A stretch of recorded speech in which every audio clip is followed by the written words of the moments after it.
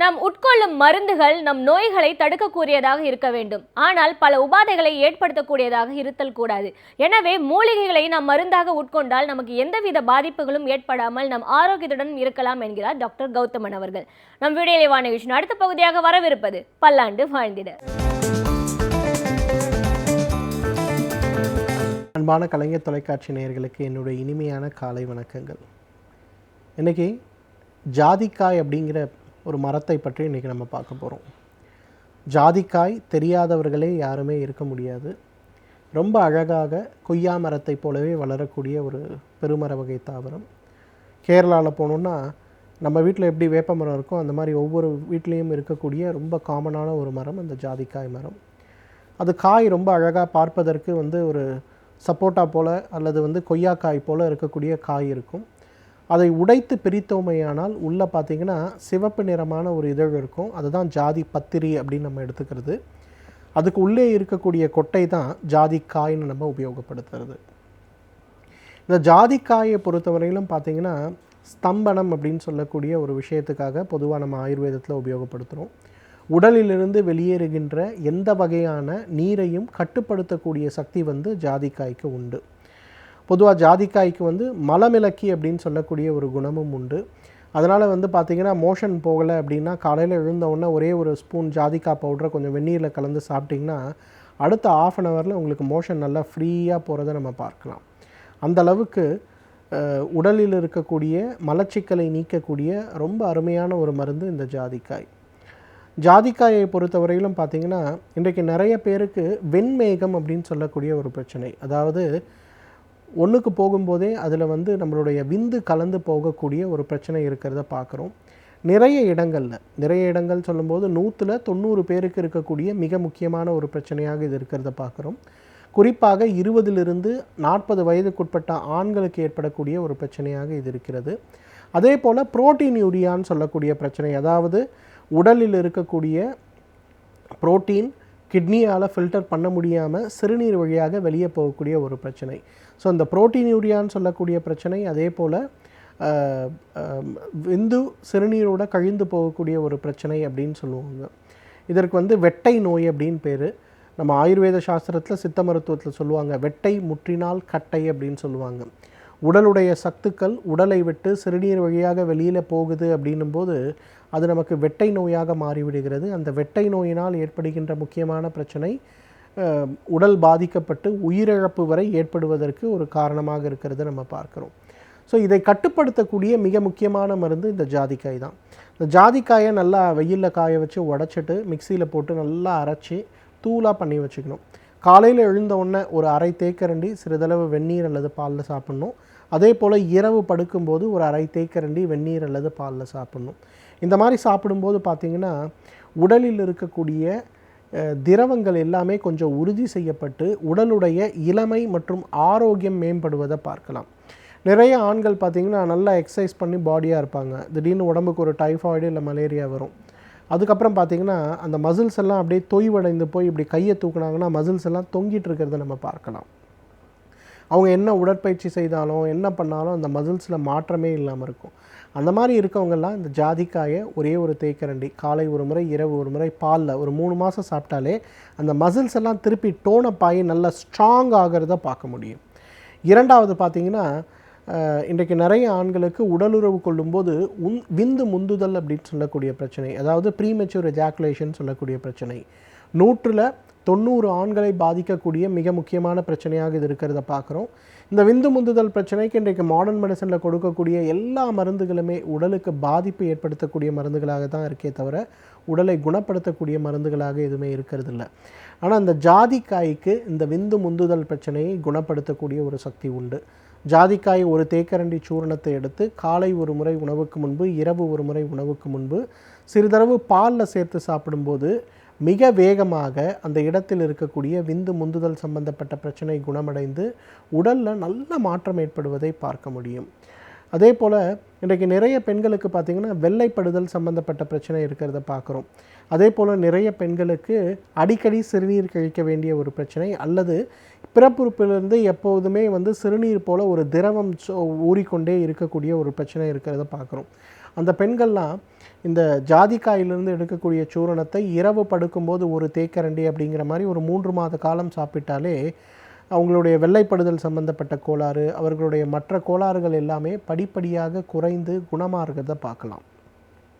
அதே போல் நிறைய பேருக்கு பார்த்திங்கன்னா இன்றைக்கு அடிக்கடி சிறுநீர் கழிக்க வேண்டிய ஒரு தோழர், அதுவும் சர்க்கரை நோய் இருப்பவர்கள், அதே போல் கருப்பை அறுவை சிகிச்சை செய்து கொண்ட பெண்கள், ஹெர்னியா சர்ஜரி செய்து கொண்டவர்கள், புற்றுநோய்க்காக கீமோதெரப்பி அல்லது ரேடியோ தெரப்பி எடுத்துக்கொண்டவர்கள் எல்லாம் பார்த்திங்கன்னா இந்த கடுமையான பிரச்சனை இருக்கும். அவங்கெல்லாம் வந்து இந்த ஜாதிக்காய் சூரணத்தை ஒரே ஒரு தேக்கரண்டி இரவு படுக்கும்போது வெந்நீர் அல்லது பாலில் கலந்து சாப்பிட்டாலே போதும். அந்த அடிக்கடி அரை மணி நேரத்துக்கு ஒரு முறை, 1 மணி நேரத்துக்கு ஒரு முறை எழுந்து சிறுநீர் கழிக்கக்கூடிய அந்த பிரச்சனை சிறிது சிறிதாக குறைவதை நம்ம பார்க்க முடியும். ப்ராஸ்டேட் என்லார்ஜ்மெண்ட்டுன்னு சொல்லக்கூடிய பிரச்சனை நிறைய பேருக்கு பார்த்திங்கன்னா இன்றைக்கி ப்ராஸ்டேட் கிளாண்டு வீங்கி அதனால் என்ன ஆகும்னா சிறுநீர் பையிலிருந்து வெளிவர வேண்டிய சிறுநீருடைய அளவு மிக குறைவாக இருக்கிறத நம்ம பார்ப்போம். நிறைய நேரங்களில் பார்த்திங்கன்னா அரை மணி நேரத்துக்கு ஒரு முறை, 1 மணி நேரத்துக்கு ஒரு முறை சிறுநீர் கழிக்க வேண்டும் நினச்சாலே உடனே வந்து அவசரமாக சிறுநீர் கழிக்க வேண்டிய ஒரு சூழல் ஆண் பெண் இருபாலருக்குமே ஏற்படக்கூடிய ஒரு பிரச்சனையாக இது இருக்கிறத பார்க்குறோம். இந்த பிரச்சனையை குறைத்து குணமாக்கக்கூடிய ஒரு சக்தி வந்து பார்த்திங்கன்னா இந்த ஜாதிக்காய்க்கு உண்டு. ஜாதிக்காயுடைய சூரணத்தை ஒரே ஒரு தேக்கரண்டி இரவு படுக்கும்போது எடுத்தாலே இந்த சிறுநீர் அடிக்கடி கழிக்க வேண்டிய பிரச்சனை ஆண் பெண் இருவருக்குமே. நிறைய பெண்களுக்கு பார்த்திங்கன்னா தும்முனாலே சிறுநீர் கசிஞ்சிரும். அதே போல் இரும்புறாங்க, ரொம்ப சத்தம் போட்டு சிரிக்கிறாங்க, உடனே சிறுநீர் கழிகிறத பார்க்க முடியும். அவங்கெல்லாம் இந்த சூரணத்தை ஒரு தேக்கரண்டி பாலில் கலந்து சாப்பிட ஆரம்பித்தாலே மிக வேகமாக அந்த சிறுநீர் கசியக்கூடிய பிரச்சனை குறைந்து போகிறத நம்ம பார்க்க முடியும். நிறைய பேருக்கு பார்த்திங்கன்னா இதய அறுவை சிகிச்சை செய்து கொண்டவர்கள், சிறுநீர் கற்களுக்காக அறுவை சிகிச்சை செய்து கொண்டவர்கள், அதே போல் அதிகமான சர்க்கரை நோய் இருந்து கஷ்டப்பட்டு கொண்டிருப்பவர்கள், ஈரலுடைய பாதிப்பு இருந்து ஈரல் நோயுடைய பாதிப்பு இருந்து கஷ்டப்பட்டு கொண்டிருப்பவர்கள், குறிப்பாக ஒரு 100 பேருக்கு நம்ம ஸ்கேன் எடுத்தோம்னா பொதுவாகவே சொல்லக்கூடிய ஒரு குறி வந்து பார்த்திங்கன்னா ஃபேட்டி லிவர்னு சொல்லக்கூடிய ஒரு பிரச்சனை.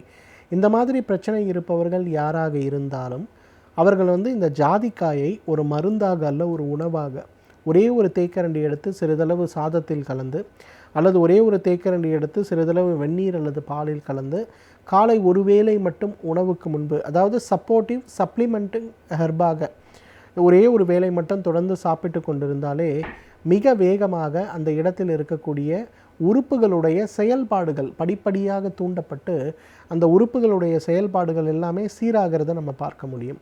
எனவே நேயர்களே, இந்த ஜாதிக்காயை பொறுத்தவரையில் ஏதோ வாசனைக்காக யூஸ் பண்ணக்கூடிய ஒரு மருந்து அப்படின்னு நினைக்காம இதை ஒரு உணவாக தினசரி ஒரு அரை தேக்கரண்டி, அதாவது ஒரு 2 கிராம் அளவுக்கு தினசரி பாலிலோ அல்லது தண்ணீரிலோ கலந்து சாப்பிடுகின்ற ஒரு வழக்கத்தை நாம் வைத்து கொண்டோமேயானால் நம்மாலும் பல்லாண்டு காலம் ஆரோக்கியமாக வாழ்ந்திட முடியும். நம் வாழ்வில் நன்மைகளும் தீமைகளும் உள்ளடக்கியவை. இவற்றில் நன்மைகளை பற்றியும் தீமைகளை பற்றியும் நாம் எவ்வாறு அறிந்து வாழ கற்றுக்கொள்ளுதல் வேண்டும் என்பதை பற்றி நம்மிடையே பகிர்ந்து கொள்ள வருகிறார் எழுத்தாளர் மனுஷபுத்திரன் அவர்கள். நம் விடையிலேவான நிகழ்ச்சியின் அடுத்த பகுதியாக வரவிருப்பது தீதும் நன்று.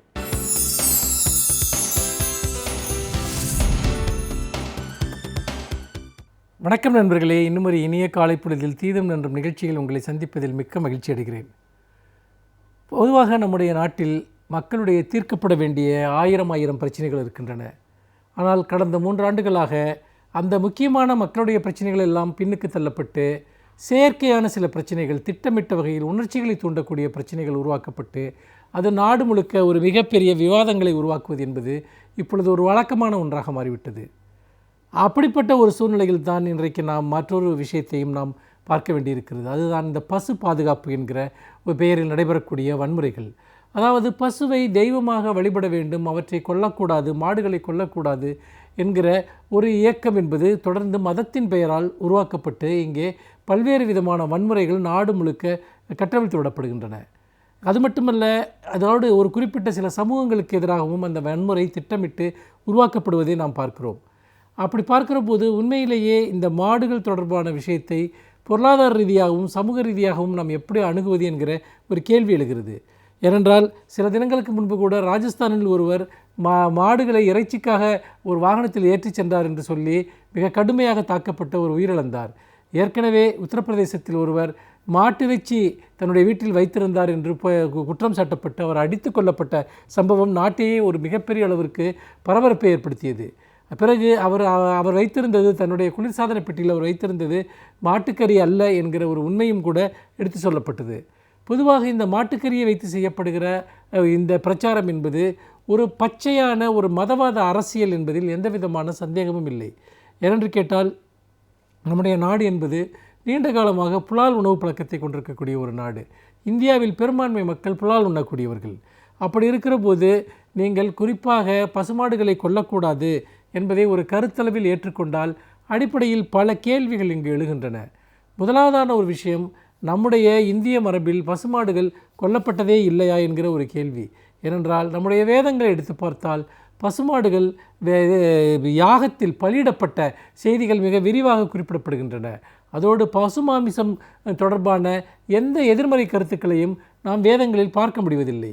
ஆனால் இன்றைக்கு மதத்தின் அடிப்படையில் இன்றைக்கு பசுமாமிசம் என்பதை எதிர்க்கக்கூடியவர்கள் வேதங்களில் இருக்கக்கூடிய அந்த குறிப்புகளை பற்றி எந்த விதமான ஒரு கவலையும் படுவது கிடையாது. பிற்காலத்தில் இந்த சைவ உணவு பழக்க வழக்கம் என்பதே பௌத்தம் இங்கு பரவிய போது, பௌத்தம் பெருமளவுக்கு மக்களிடம் செல்வாக்கு பெற்ற போது அதை எதிர்கொள்வதற்காக இந்து மத எழுச்சியினுடைய ஒரு பகுதியாகத்தான் இந்த புலால் உண்ணாமை என்கிற ஒரு கருத்தாக்கம் கூட சேர்த்து கொள்ளப்பட்டதை நாம் பார்க்கிறோம். இப்படியெல்லாம் பல விஷயங்களை நோக்குகிற போது இது உண்மையில் வெறும் அரசியல் ரீதியான ஒரு கருத்தாக்கமே ஒழிய இதில் மதம் சார்ந்த பண்பாடு சார்ந்த எந்த விஷயமும் இல்லை என்பதை நம்மால் பார்க்க முடிகிறது. சரி, இதில் இன்னொரு முக்கியமான ஒரு விஷயத்தை நாம் எடுத்துக்கொண்டு பார்த்தோம் என்றால், பசுக்களை அப்படி நாம் கொல்லப்படாமல் கசாப்புக்கு அனுப்பாமல் பாதுகாக்க முடியுமா என்கிற ஒரு கேள்வி எழுகிறது. யதார்த்தமான ஒரு பிரச்சனைக்கு வருவோம். பசுமாடுகள் என்பவை அவை ஒரு பால் கறக்கக்கூடிய காலம் என்பது அதனுடைய 3 வயதிலிருந்து 10 வயது வரைக்கும் அது பால் கறக்கக்கூடிய ஒரு காலமாக இருக்கிறது. ஆனால் ஒரு பசுமாடு சராசரியாக அதனுடைய ஆயுட்காலம் 20லிருந்து 25 வருடங்களாக இருக்கிறது. அதற்கு பிறகு ஒரு மாடு அது பயனற்றதாக ஒரு விவசாயிக்கு மாறிவிட்ட பிறகு அந்த மாட்டை ஒரு 10-15 வருடங்கள் வைத்து பராமரிக்க வேண்டும் என்பது உண்மையிலேயே ஒரு மிகப்பெரிய அவருக்கு கொடுக்கப்படுகிற தண்டனை என்று கூட சொல்லலாம். ஏனென்று கேட்டால் ஏற்கனவே விவசாயிகள் அல்லது பால் உற்பத்தியாளர்கள் மிகப்பெரிய ஒரு துயரமான வாழ்க்கையை வாழ்ந்து கொண்டிருக்கிறார்கள். அப்படிப்பட்ட நிலையில் பயனற்ற மாடுகளை வைத்து அவர்கள் அதை பராமரிக்க வேண்டும் என்று வற்புறுத்துவது என்பது மூடத்தனமானது மட்டுமல்ல, பொருளாதாரம் சார்ந்த எந்தவிதமான அறிவுமற்ற ஒரு பார்வையுமாகும். அதோடு கால்நடைகளுடைய பெருக்கம் என்பது இந்தியாவில் தொடர்ந்து அதிகரித்து வருகிறது. ஏனென்றால் பால் உற்பத்திக்காகவும் வேறு பல தேவைகளுக்காகவும் கால்நடை உற்பத்தி, கால்நடைகளுடைய எண்ணிக்கை பெருமளவிற்கு அதிகரித்திருக்கிறது. அப்படி இருக்கிற போது அடுத்த 10 ஆண்டுகளில் இந்த எண்ணிக்கை இன்னும் பல மடங்கு அதிகரிக்கப் போகிறது என்று சொல்லப்படுகிறது. பசுமாடுகளை நாம் வயது முதிர்ந்த பசுமாடுகளை கொல்ல வேண்டியதில்லை, கசாப்புக்கு அனுப்ப வேண்டியதில்லை என்ற ஒரு நிலையை எடுத்துக்கொண்டு விட்டால் நாட்டினுடைய இயற்கை வளங்களுக்கு இந்த மிக அதிக அளவிலான கால்நடைகளுடைய எண்ணிக்கை என்பது மிகப்பெரிய சுமையாக மாறிவிடும் என்று அறிவியலாளர்கள் சுட்டிக்காட்டுகிறார்கள். இதில் முக்கியமான இன்னும் ஒரு பெரிய பிரச்சனை என்னவென்றால், ஒரு பயனற்ற பால் தராத மாடுகளை நீண்ட காலம் பராமரிக்க வேண்டும். அப்படி பராமரிக்காமல் கசாப்புக்கு அனுப்புகிறவர்களை நாங்கள் தண்டிப்போம், அடிப்போம், உதைப்போம் என்று இன்றைக்கு பசு பாதுகாவல் படை என்று தங்களை சொல்லிக் கொண்டிருக்கக்கூடியவர்கள் சொல்கிறார்கள் என்று சொன்னால், எதிர்காலத்தில் யார் பசுமாடுகளை வளர்ப்பதற்கு முன் வருவார்கள்? இது அவர்களுடைய உயிராபத்தான ஒரு விஷயம் என்று வருகிற போது நிறைய பேர் பசுமாடுகள் வளர்ப்பதையே விட்டுவிடுவார்கள். அதனுடைய விளைவு என்னவாக இருக்கும்? பால் உற்பத்தி மிகப்பெரிய அளவிற்கு பாதிக்கப்படுவதற்கான ஒரு வாய்ப்பு இருக்கிறது. அப்படிப்பட்ட ஒரு நிலையைத்தான் இவர்கள் உருவாக்க விரும்புகிறார்களா? அல்லது இந்த இயக்கத்திற்கு பின்னால் இது போன்ற சிறு பால் உற்பத்தியாளர்களை ஒழித்து கட்டிவிட்டு மிகப்பெரிய பால் பண்ணைகளை இங்கு கொண்டு வருவதற்கான ஒரு முயற்சி நடைபெறுகிறதா என்கிற ஒரு சந்தேகம் நமக்கு ஆழமாக எழுகிறது. இது ஒரு புறம். இன்னொரு புறம், நீங்கள் மாட்டிறைச்சி ஏற்றுமதியின் மூலமாக மிகப்பெரிய அளவிற்கான அந்நிய செலாவணியை இந்திய அரசு ஈட்டி வருகிறது. அப்படிப்பட்ட சூழ்நிலையில் மாட்டிறைச்சியை நீங்கள் மாடுகளை கொல்லக்கூடாது என்ற ஒரு நிலையை எடுத்தால், மாட்டிறைச்சி ஏற்றுமதிக்கு தடை விதிக்கப்பட்டால் இந்தியா பெருமளவிற்கான அந்நிய செலாவணியை இழக்க வேண்டியிருக்கும். அதன் மூலமாக ஏற்படக்கூடிய இழப்புகளை சந்திக்க வேண்டியிருக்கும். இதையெல்லாம் பார்க்கிற போது உண்மையிலேயே பெரும்பான்மை மக்களுடைய குறைந்த விலைக்கு கிடைக்கக்கூடிய இறைச்சி என்பதே மாட்டிறைச்சி தான். அப்படி இருக்கிற போது எளிய மக்களினுடைய வயிற்றில் அடிக்கிற ஒரு விஷயமாகவும் இது இருக்கிறது. அந்த வகையில் பசு பாதுகாப்பு இயக்கம் என்பது ஒரு மக்கள் விரோத இயக்கம். மதத்தின் பெயரால் மக்களுக்கு ஒரு மிகப்பெரிய துயரத்தை விளைவிக்கக்கூடிய ஒரு இயக்கம். இந்த இயக்கத்தினுடைய விஷவித்துக்கள் முளையிலேயே கிள்ளி எறியப்பட வேண்டும் என்பதில் எந்த விதமான சந்தேகமும் இல்லை. மீண்டும் இன்னும் ஒரு புதிய சிந்தனையோடு உங்களை சந்திக்கிறேன். நன்றி, வணக்கம். பல்வேறு துறைகளை சார்ந்த பிரபலங்கள் அவர்களுடைய அனுபவங்களை நம்முடன் பகிர்ந்து கொள்ளும் போது அது நமக்கு சிறந்த வழிகாட்டுதலாக அமைகின்றது. அந்த வகையில் இன்றைய சிறப்பு விருந்தினர் யார் என்பதை பற்றியும் அவர்கள் என்ன செய்திகளை நம்முடன் பகிர்ந்து கொள்ளப் போகிறார்கள் என்பதையும் பார்க்கலாம். நம் வீடியோலியமான நிகழ்ச்சியின் அடுத்த பகுதியாக வரவிருப்பது சிறப்பு விருந்தினர் பகுதி.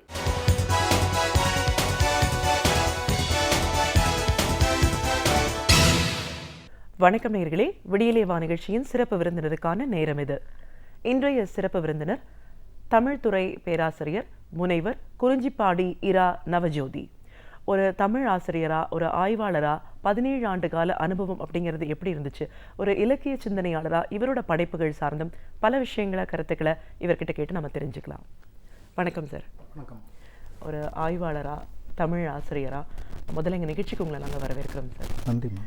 ஒரு தமிழ் ஆசிரியர் அப்படின்னும் போது மேல்நிலை பள்ளியில் ஒரு தமிழ் ஆசிரியராக இருக்கீங்க. கிட்டத்தட்ட 17 ஆண்டுகளுக்கு மேலே ஆசிரியர் பணி இருந்திருக்கீங்க. அப்படின்னும் போது நிறைய மாணவர்களை உருவாக்கியிருக்கீங்க. நிறைய பேருக்கு நம்ம துறை சார்ந்த பணிகள் செஞ்சுருக்கோன்ற ஒரு அளவுக்கு ஒரு நிறைவு இப்போ இருக்கும். ஒரு இலக்கிய படைப்பாளியாகவும் ஒரு தொகுப்பு வெளியிட்டிருக்கீங்க. ஸோ அது உருவான விதம் சார்ந்தும் உங்களுடைய ஆய்வுகள் அப்படின்னும் போது நாட்டுப்புற பாடல்கள் பற்றின ஒரு ஆய்வு மேற்கொண்டிருக்கீங்க. ஒரு தமிழ் துறை ஆசிரியரா, தமிழ் இலக்கியம் சார்ந்த உங்களோட அனுபவங்கள் முழுவதையும் எங்க நேரிலோட இன்னைக்கு நீங்க முழுமையா பகிர்ந்துக்கணும் சார். நிச்சயமா. முதல்ல இந்த 17 ஆண்டு கால தமிழ் ஆசிரியர் பணி சார்ந்து சொல்லுங்க. நீங்க படிக்கிற காலத்துல உங்களுக்கு இருந்த ஆசிரியர்கள், ஒரு ஆசிரியரா நீங்க மாறின போது இருந்த அனுபவம், அதை பத்தி சொல்லுங்க சார். நான் கல்லூரியில் படிக்கிற காலத்துலேங்களேம்மா மாணவர்கள்லாம் கேட்பாங்க இல்லையா, ஆசிரியர்கள் கேட்பாங்க, நீங்கள் என்ன ஆக போகிறீங்க அப்படின்னு. அப்போவே நான் யூஜி படிக்கும் பொழுதே ஆசிரியராக தான் ஆக போகிறேன் அப்படின்னு அங்கேயே எழுந்து சொன்னேன். அது என்னுடைய ஆசையை நிறைவேறினதில் ரொம்ப மகிழ்ச்சி.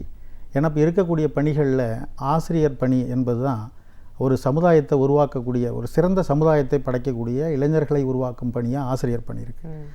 அதனால் அதில் நிறைவான ஒரு மகிழ்ச்சியோடு பணியாற்றிகிட்டு இருக்கேன் இப்போவும். ஆனால் ஒரு என்னென்னா, நாமெல்லாம் இப்போ நாங்கள் படிக்கிற காலத்தில், நீங்கள் படிக்கிற காலத்தில் இருந்த மாதிரி ஒரு ஆசிரியர் மாணவர் உறவு இப்போ இருக்குதால கொஞ்சம் சங்கடப்படக்கூடிய நிலையில் தான் இருக்குது. இருந்தாலும் மாணவர்கள் அப்படித்தான் இருப்பாங்க. அப்படிங்கிற மாதிரி அவர்களை செழுமைப்படுத்தக்கூடிய ஒரு பணியினை ஆசிரியர் சமுதாயத்தில் நானும் ஒருவனாக இருந்து செஞ்சுக்கிட்டு இருக்கேங்கிறதுல ரொம்ப மகிழ்ச்சியாக இருக்குது எனக்கு. கண்டிப்பாக சார். ஏன்னா ஒரு மொழி ஆசிரியருக்கு பாடத்துக்கு அப்பாற்பட்ட பல விஷயங்களை கொண்டு போய் சேர்க்க வேண்டிய ஒரு முக்கியமான ஒரு பொறுப்பும் இருக்குது. இந்த சமூகத்தில் ஒழுக்கம், ஒரு நெறிமுறைகளை சொல்லக்கூடிய இடத்துல மொழி ஆசிரியர்கள் கண்டிப்பாக இருப்பாங்க. நிச்சயமா நிச்சயம். ஸோ அந்த வகையில் எப்படி இருந்துச்சு சார்? இவர் நம்ம மறைந்த கவிஞர் நா. முத்துக்குமார் கூட ஒரு கவிதையில் ஒரு அவரோட இணைந்து ஒரு இடத்துல பேசும்போது அவர் சொன்னது ஞாபகம் வருதுமா. ஒரு மனிதன் இயற்பியல் படித்தால் விஞ்ஞானி ஆகலாம், பொறியியல் படித்தால் பொறியாளர் ஆகலாம், மருத்துவம் படித்தால் மருத்துவர் ஆகலாம், ஆனால் தமிழ் படித்தால் தான் ஒரு சிறந்த மனிதனாக அவன் உருவாக முடியும் அப்படின்னு ஒரு சொல்லியிருப்பார். அந்த மாதிரி இப்போ மற்ற துறைகளில் மற்ற ஆசிரியர்களுக்கு இல்லாத ஒரு பணி, ஒரு பொறுப்பு தமிழ் ஆசிரியர்களுக்கு இருக்குது.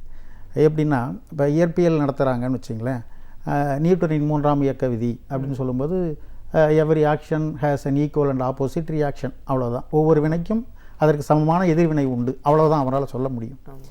அதை தாண்டி சமூக பணிகளையோ சமூக அவலங்களையோ மாணவர்களுக்கு சமூகம் சார்ந்திருக்கக்கூடிய பொறுப்புகளையோ சொல்லக்கூடிய சூழல் அவருக்கு இருக்காது. அது மாதிரி மற்ற பாட ஆசிரியர்களுக்கும். ஆனால் தமிழ் ஆசிரியர்களுங்கிறது அப்படி இல்லைங்கம்மா. அதில் இருக்கக்கூடிய செய்தி இப்போ சாதாரணமாக ஒரு திருக்குறள்னா 5 நிமிடங்கள்லையும் அதுக்கு பொருள் சொல்லலாம், ஒரு 45 நிமிடமும் சொல்லலாம். அப்போது சமூக நிகழ்வுகள், அவனுடைய பொறுப்புகள் என்னென்ன என்பதை சொல்லி கொடுத்து அந்த மாணவனை ஒரு சிறந்த மாணவனாக உருவாக்கக்கூடிய ஒரு பொறுப்பு தமிழ் மொழி ஆசிரியர்களுக்கு இருக்குது. ரெண்டாவது, தமிழ் மொழியினுடைய தொன்மை, நம் தாய்மொழியினுடைய வளம், அதனுடைய இப்போதைய நிலை, எப்படிலாம் இருந்த தமிழ் இப்போ எப்படி இருக்குது, இது எப்படி வெளியே கொண்டு வரலாம், இதையெல்லாம் மாணவர்களுக்கு எடுத்து சொல்லக்கூடிய அந்த பொறுப்பும் அதுக்கு இருக்குது. அது ரொம்ப நீங்கள் சொன்னது ஒரு அருமையான ஒரு கருத்து. மொழி ஆசிரியர்களுக்கு மட்டுமே அது உண்டு. நிச்சயமாக. கண்டிப்பாக சார். நீங்கள் ஒரு ஆய்வாளர் அப்படிங்கிற முறையில் முனைவர் பட்டத்துக்கான ஆய்வு மேற்கொள்ளும் போது நாட்டுப்புற கலைகள், கிராமியம் சார்ந்த விஷயங்களை, நாட்டுப்புற பாடல்கள் இருக்கீங்க. இந்த ஆய்வு பற்றி சொல்லுங்கள். இந்த ஆய்வு இது உருவான விதம் பற்றி சொல்லுங்கள்.